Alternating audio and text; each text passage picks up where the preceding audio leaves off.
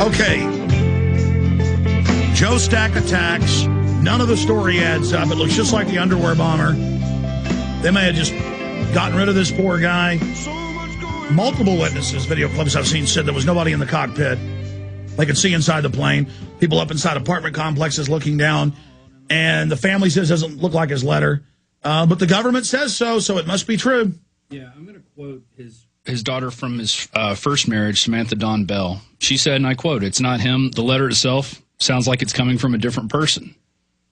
And so that's what she says about the letter, and it's buried in this article about the IRS worker who was killed in the crash. It's buried down at the bottom. And one other thing, in this KXAN news broadcast, they were talking about, well, how could a small engine like that create such a big fire, or a small plane, with 40 gallons of fuel, create such a big fire like that? And they said, well, he apparently removed seats, and then there's a fuel drum missing. Well, I can tell you one thing. Those planes are very small. I actually talked to a pilot out at the press conference yesterday, and I said, they were talking about how he might have taken this oil drum and put it on the plane. They said, you have to crawl on the wing, and then there's a little bitty door on the passenger side to get into this plane. He said there's no way you could fit. Look, the whole story stinks to high heaven. It came across at the perfect time to make the IRS look like victims. Geithner came and did the press conference. Speaking of the devil, we have Aaron's video, don't we? Let's get Aaron Dykes in here now and shift gears to the press conference yesterday with Geithner, the Treasury Secretary, the little crook here in Austin. Great job, Rob, dude. Thank you. And we're going to continue to break this down in the article at prisonplanet.com. Joe Stack's intriguing connections with defense contractors, intelligence agencies. Let's bring Aaron Dykes in here. Again, it's not just that you support us. That's secondary, but key.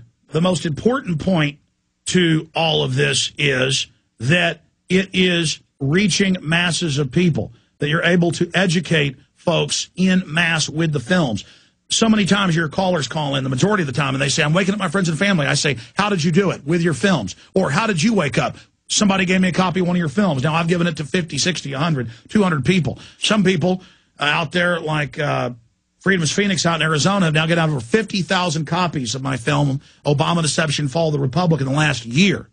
Coming up on the year anniversary in March of 1 year of the Obama deception. I mean, that's happening everywhere, and I salute you, I thank you, I appreciate you. Okay, give me a document cam shot on this, guys. This is the Austin American-Statesman today, front page. There is nothing in here about two questions that were asked. Aaron got into the press conference. He asked a question. The IRS commissioner gave him a "if looks could kill" stare. A guy with what Austin Free Press is what it's called. I believe so. He asked some good questions, or one good question, and Geithner said, I'll get to that later, and then basically cut the press conference short and left. He made a statement, made the media wait there for an hour and a half, past the time he was supposed to be there. This is in front of the building, right by the highway, and you're about to see video of this. Now, I sent 3 teams knowing they would discriminate against us in our First Amendment. And it is illegal. It's a civil rights violation. I don't have time to go sue them over this. Point is, we're going to expose them. You've seen footage from D.C., footage from Kansas City of myself, Aaron, and others. A half mile away from the Federal Reserve at a city park, videotaping. They get in their cars, security guards with guns off their jurisdiction, drive down and say, I'm going to arrest you if you don't leave. Okay, we've got footage coming up in England, all over the place. A British guy was out filming the Santa Claus parade outside his house. They come up, these women, cops, and say, we're putting you in a terror database, and they arrested him. They're telling mainstream media, news cameras, and they're arresting people with news cameras in England. They surveil you, they naked body scan you, they have the laptops in England and the U.S. and Australia watching the kids. That's now confirmed. I'm going to play that clip in a moment. So I promised to, I forgot to earlier, for the PrisonPlanet.tv viewers from Frontline. All of this is going on, and they just come up to Rob Jacobson and Jason Burmis and say, who are you with? We're with Infowars.com. Get out of here. You're not allowed to be here. You're not on the approved list. There was no list. They just called the press conference. Kicked him out, made him get several hundred yards away, wouldn't even let him be on the side of the street off the property, and kept harassing him. But Aaron kept his mouth shut by himself. We also had Rob Dew and Jason Douglas there, and it's a compilation of that footage. Rob Jacobson, Burmis, down the street, and then footage up close. Aaron, we're going to play this clip in a moment, but go ahead and break down what happened there. Yeah, this was one of the most tightly controlled media events I've ever been a part of. I had to, am I coming through? You're good. Go ahead. Start over.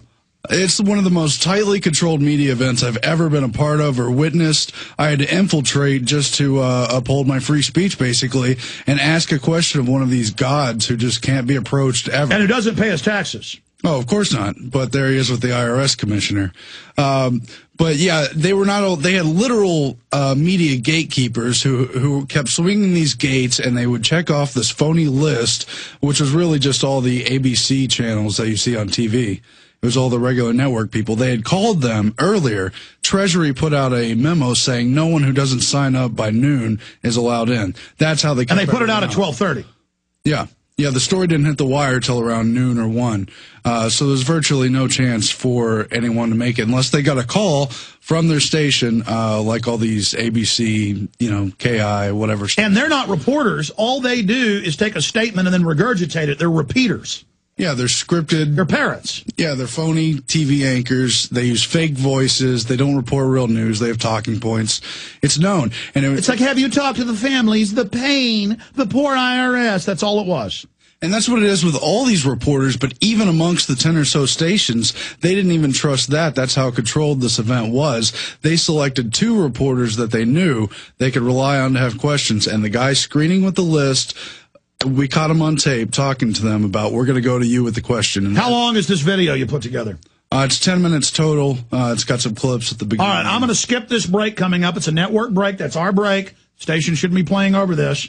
Okay, so we're going to skip the network break to play this, and then I'm going to come back to Aaron to comment on it. But for radio listeners who will get part of it from the audio, fill them in briefly on the video so that they get an idea of what we're playing. World premiere here for the PrisonPlanet.tv viewers. Well, we have a few clips just for background of Geithner lying and fudgeting in front of Congress, refusing to tell them where the money went, just like Bernanke. But you see Jason Burmis and Rob Jacobson being told they're not allowed to express their freedom of speech and that their freedom of speech is somehow 100 yards down the road. The audio is a little bad because they had the press conference on the side of the major highway.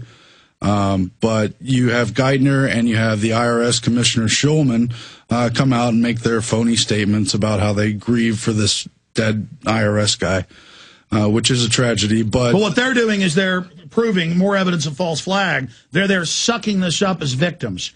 The feds bombed Oklahoma City. That's confirmed. Oh, yeah. And they've done almost every event. It's, if this is a real event, it's one of the first that we've seen pushed through the media. And, it's another big government solution, an IRS guy and a looting Treasury Secretary. What was the stare down like? Oh, the stare down. Yeah, as soon as I blurted out, talk about the real number, the 23 trillion, the IRS commissioner stared at me like he wanted me dead. And I hope he's not the kind of guy to follow up on that.